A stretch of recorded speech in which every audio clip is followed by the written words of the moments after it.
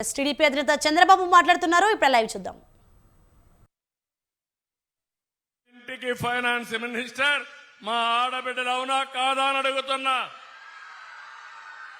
ఒకప్పుడు మగవాళ్ళు డబ్బులు సంపాదిస్తే ఆ డబ్బులు మీ చేతనిస్తే మీరు బడ్జెట్ తయారు చేసేవారు. చదువుకి ఎంత ఖర్చు పెట్టాలి, నిత్యావసర వస్తువులు ఎంత పెట్టాలి, కరెంటుకి ఎంత ఖర్చు పెట్టాలి అన్ని కూడా లెక్కేసి సరిపోతుందా, మిగల పెడతామా, అప్పు తేవాలనా అని ఆలోచించిన రోజులు. దానికి తోడుగా నేను 2 పాడావులు పట్టిస్తే 15,000కు ఒక 10,000 5,000 వస్తుందని దాన్ని కూడా ప్రోత్సహించారు. ఈ ఆదాయాన్ని ఇంత కలుపుకొని మీ కుటుంబాన్ని మీరు గడపగలుగుతున్నారు. అందుకే నాకు అన్ని ఆలోచనలున్నాయి. ఎవరెన్ని చెప్పినా రేపు జరిగే ఎన్నికల్లో మా ఆడబిడ్డలు మొత్తం లెక్కేసుకుంటారు. ఇంట్లో అందరిని కూర్చోబెట్టి లెక్కలు చెప్తారు. తెలుగుదేశం మంచిదైతే తెలుగుదేశానికి వేస్తారు. నాకు ఒక నమ్మకం ఉంది, ఆడబిడ్డలకి పుట్టిల్లు తెలుగుదేశం పార్టీ. రేపు రాబోయే రోజుల్లో అది చేస్తారని చెప్పి నేను మిమ్మల్ని అందరినీ ఆలోచిస్తున్నా.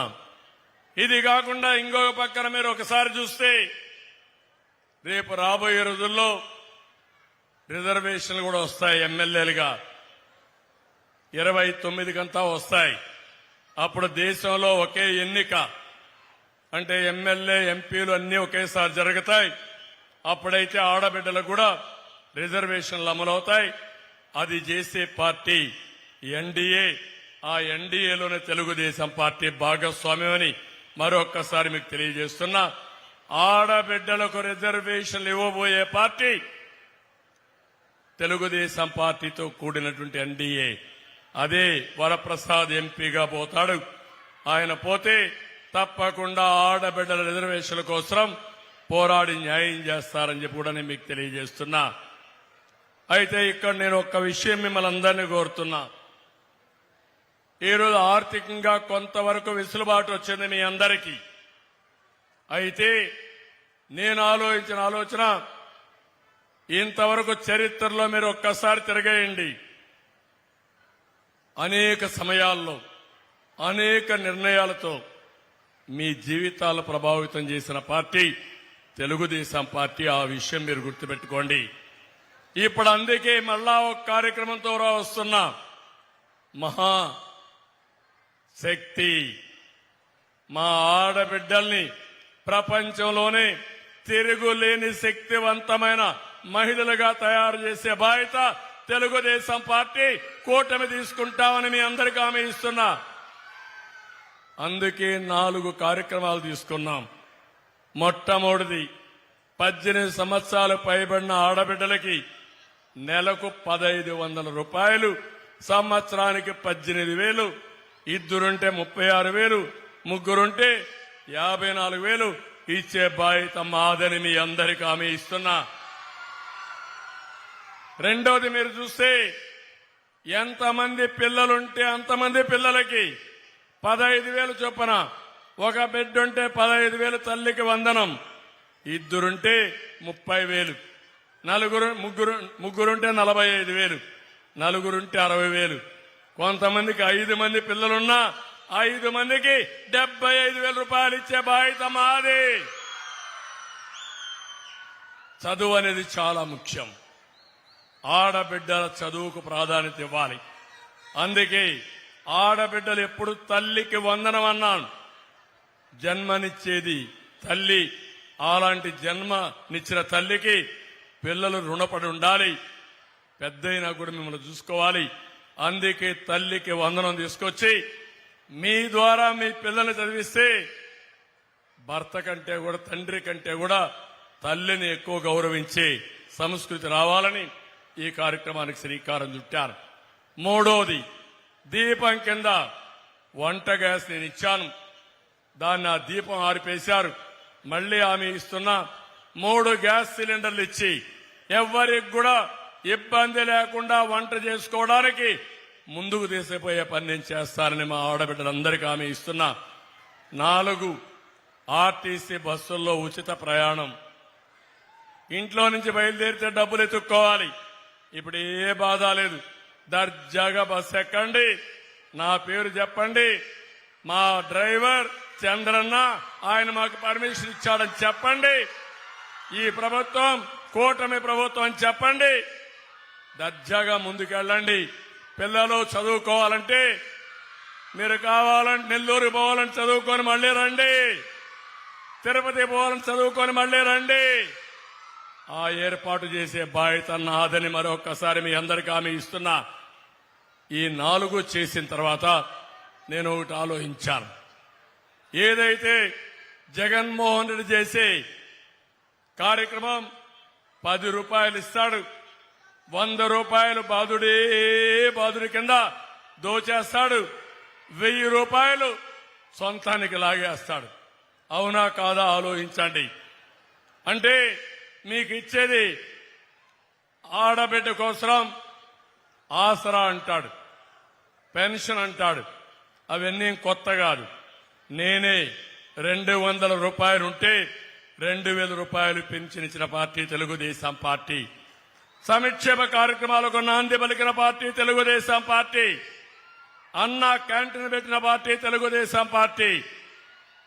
నోరు జగన్మోహన్ రెడ్డి ఎక్కడ పోయినా నోరిప్పితే కడుపు నిండా అబద్దాలే, పొట్ట నిండా అబద్దాలే. మీరు చూడండి, నేనేం చేశానంటున్నాడు. నేను డాక్రా సంఘాలు పెట్టా. ఆ డాక్రా సంఘాలు లేకపోతే ఈరోజు ఆడబిడ్డలకింత చైతన్యం వచ్చేది కాదు. అవునా కాదా అని అడుగుతున్నా. నేను ఇప్పుడు ఒక 10 చెప్పాను. ఇది నా అచీవ్మెంట్. జగన్మోహన్ రెడ్డి నువ్వేం చేశావు? 10 రూపాయలు ఇచ్చావు, 100 రూపాయలు దోచుకున్నావు. కరెంటు రేటు పెరిగిందా లేదమ్మా మీకు? అదే మరి గ్యాస్ పెరిగిందా లేదా? నిత్యావసర వస్తువుల ధరలు పెరిగాయా లేదా? మద్యం ధరలు పెరిగాయా లేదా? ఆర్టీసీ రేట్లు పెరిగాయా లేదా? అన్ని ప్రీమియం అయిపోయినాయా లేదా? మీకు ఇచ్చేదానికంటే దోచుకునేది ఎక్కువ ఉందా లేదా అని మిమ్మల్ని అడుగుతున్నా. దానికి సమాధానం చెప్పు నువ్వు. మీరు ఒక అసమర్థ ముఖ్యమంత్రి. నేను బటన్ నొక్కానంటాడు. నువ్వు బటన్ నొక్కావు, బటన్ బొక్కావు కూడా. బటన్ నొక్కితే ఎంత ఇచ్చావు? బటన్ నొక్కి నువ్వు బొక్కిందెంత, దోచుకున్నదెంత, దొబ్బేసిందెంతో సమాధానం చెప్పమని సవాలు విసురుతున్నానని చెప్పి కూడా నేను మీకు తెలియజేస్తున్నా.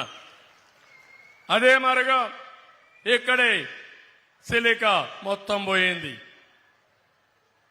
స్వర్ణముఖిలో ఉండే ఇసుక మొత్తం పోయింది.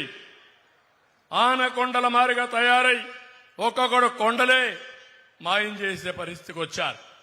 ఇవన్నీ చూస్తే వాతావరణాన్ని కూడా దెబ్బతీసే పరిస్థితికి వచ్చారు. మీ పిల్లల కోసం, భావితరాల కోసం ఉండవలసినటువంటి భూగర్భ ఖనిజ సంపద కూడా దోచేసిన దుర్మార్గులు ఈ వైఎస్ఆర్ కాంగ్రెస్ నాయకులు, ఈ జగన్మోహన్ రెడ్డి. ఒకటి కాదు, ఎక్కడ చూసినా కుంభకోణమే. ఏ స్కీమ్ కూడా కుంభకోణం లేకుండా స్కీమే లేదని చెప్పి నేను మీకు తెలియజేస్తున్నా. ఆడబిడ్డలందరికీ ఓటు హామీ ఇస్తున్నా.